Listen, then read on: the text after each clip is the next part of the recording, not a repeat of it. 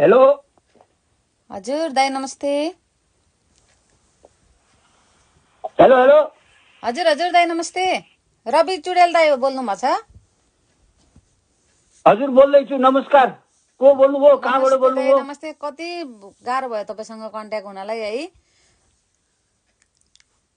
हजुर हजुर किन सन्चै फोन गर्नुभयो होला कुन्नी?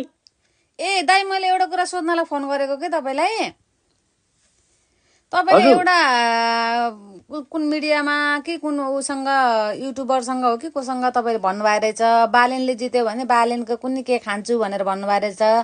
त्यो काम चाहिँ कहिलेबाट सुरु गर्नुहुन्छ त? यही भन्नेलाई फोन गरेको तपाईँले? हजुर यहाँ सबै जनता जान्न चाहेको छन् जनताले होइन। कतिजनाले सोध्नु सोध्नु भन्नुभएको थियो अनि त्यही भएर तपाईँलाई धेरै मुस्किलसँग कन्ट्याक्टमा ल्याएँ मैले है। अब तिमीहरूको अरू काम छैन? किन तपाईँको काम छैन? बेला न बेलामा जे मन लाग्छ त्यही प्रश्न पुरा सोध्दिनु। गर्ने कि नै? तपाईँले बोलेको कुरा पुरा गर्ने कि नै? तपाईँले आफैले बोले होइन मैले बालेनले बोलेको जित्यो कुरा भने पुरा गर्नै बालेनको पर्छ को भन्ने खान्छु छ? भन्नुभयो होइन? हजुर किन पर्दैन? के भने नि अब चुनावको बेलामा मैले बोलेको कुरा सबै पुरा गर्नुपर्ने छ र? त्यति मान्छेले जिस्काउनु फोन गर्ने लाज लाग्दैन तिमीलाई? के को लाज लाउने? जिस्काउन फोन गरे होइन। तपाईँले बोलेको कुरा तपाईँले पुरा गर्नुपर्छ।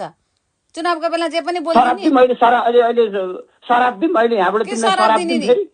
तपाईँले बोले होइन? बोलेको कुरा पुरा गर्नु पर्दैन? मैले कहाँ बोलेँ? मैले बोलेको होइन ल जा।